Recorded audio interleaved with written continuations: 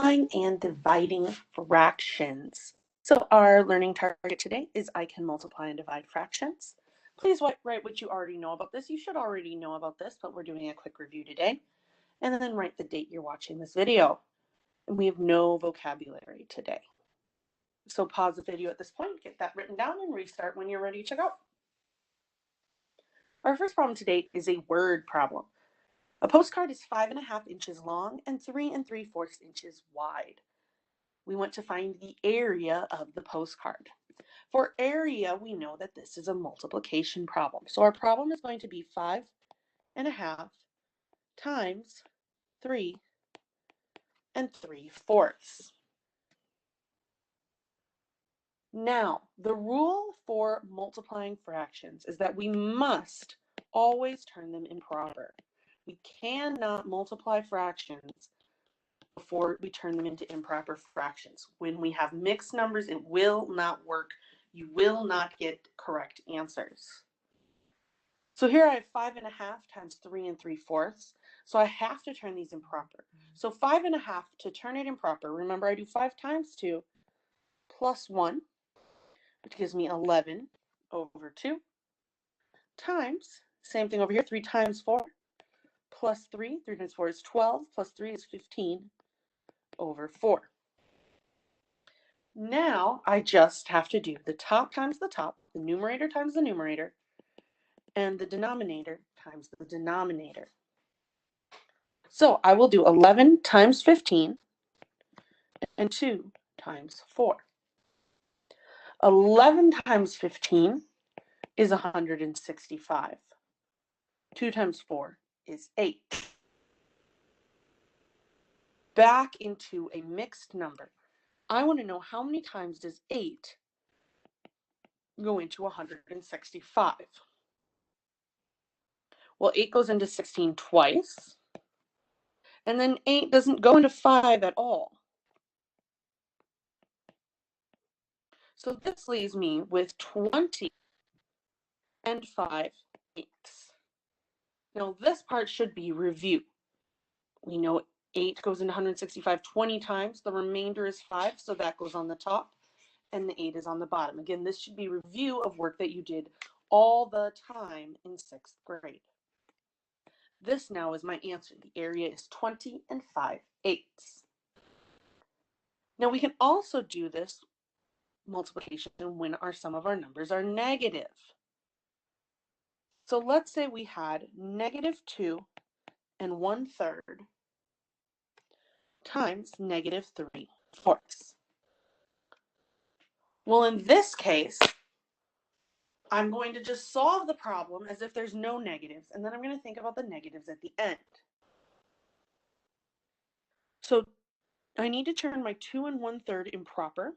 So I'll do 2 times 3 plus 1. That gives me 7 over 3 times my -3/4 just stays the same. Now, one trick you may have learned in 6th grade is that we can cross-simplify multiplication. What that means is that we look diagonally and we see if there's anything that can be simplified before we multiply. Here I see that I have 2 3s. Well, both of those are divisible by 3. 3 divided by 3 is 1. 3 divided by 3 is 1. So here, all I have to do, and again, I'm going to not worry about the negatives for a minute, and I'm just going to solve this regularly. I'm going to do 7 times 1 on the top and 1 times 4 on the bottom. That gives me 7 over 4. Now I want to think about my negatives. I know I have a negative times a negative. Well, negative times a negative is positive. So that's all I have to do. Now I'm just going to turn this into a mixed number. 4 goes into 7 once, and then I have 3/4. So my answer here is 1 3/4. Next thing we need to be able to do is divide fractions, and this is going to be really, really, really similar. The rule that we use is called KFC. And always, just like before, we're going to make them improper, then we'll be using KFC. So first I'll show you one where we're just using KFC, and then I'll show you one where we need to actually make it improper. So the first one I'm going to do is 5/6 divided by -1/3. Okay?